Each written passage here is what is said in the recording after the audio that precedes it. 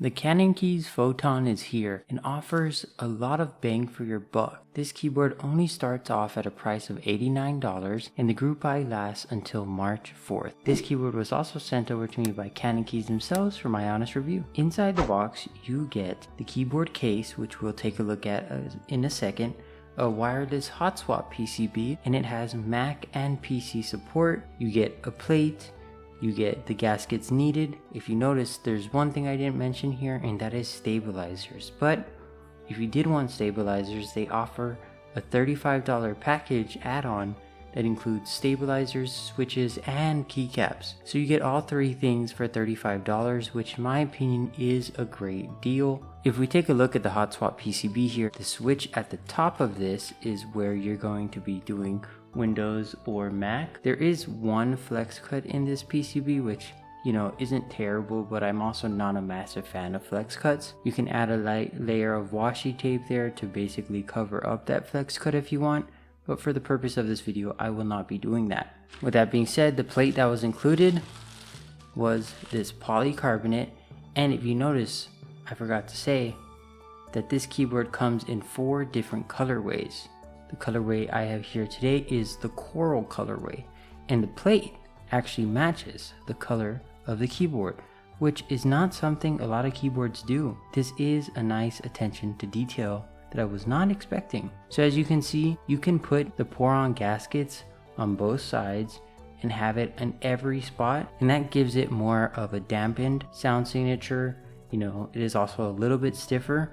Or you can also just opt into only using the 4 larger gaskets, and what that does is it gives you a less stiffer typing experience and sort of a higher pitch, clackier sound signature. So depending on what you're trying to get out of this keyboard, you can get either or, which makes this a very versatile keyboard for such an affordable price. It's about time I showed you the case here. If you see here, the case color is amazing. Overall, the build quality of it is quite nice. The cutouts are very sharp. The plastic is very smooth as well.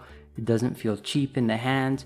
It feels like a very solid piece of work. But my favorite part about this keyboard case is definitely the side profile. I think it looks very nice, and that rounded edge is just something that you don't see every day. On the back here is where you have your 4 basic feet.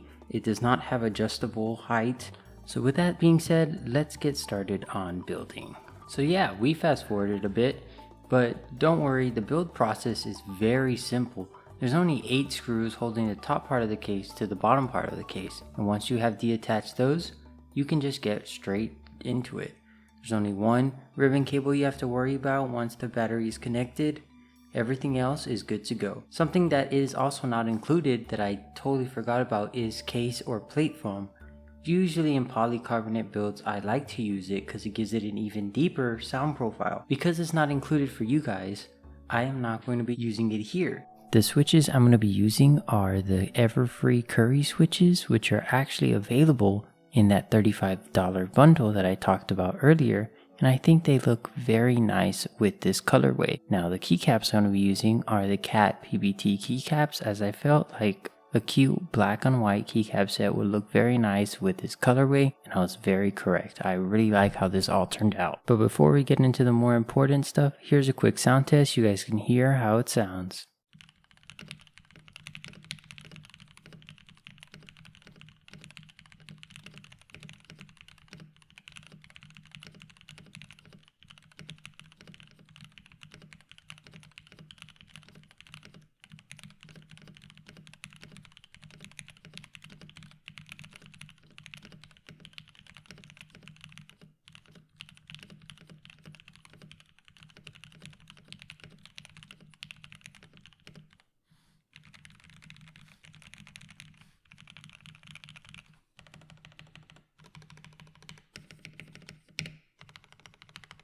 So yeah, I think this keyboard sounds pretty nice after building it myself. and even without the case or plate foam, I still didn't mind it at all. I think the best word to describe the sound signature is just that it sounds very clean. It wasn't too harsh on either side of the spectrum, and it was a great neutral sounding keyboard. With that being said, some important things to keep in mind are the fact that this does support wired and wireless. The top part of the PCB does have north facing hot swap sockets, so it's important to align the pins of your switches correctly. In terms of the wireless capabilities, which is in my opinion the biggest draw to this keyboard, it has around 6 months of battery life on one single charge, which is insane. It also supports something called ZMK. Pretty sure everybody's familiar with QMK, but ZMK is something that pretty much prolongs the battery life in comparison to QMK, so it's better suited for wireless keyboards like this one. And the latency was negligible, everything worked perfectly in wireless mode, and I had a great time using this in both wired and wireless. So overall, I think this keyboard has a lot going for it. It's very versatile. The colorways are awesome. You're able to change the sound signature of the board, change the feel depending on how many gaskets you want to use, and it just knocks everything out of the park that I would want for a portable keyboard like this one. If you are interested in the Cannonkeys Photon, I'll be leaving it in the description below for you to check out. But let me know what you guys thought about this keyboard in the comments down below, and I'll see you guys in the next one. Peace.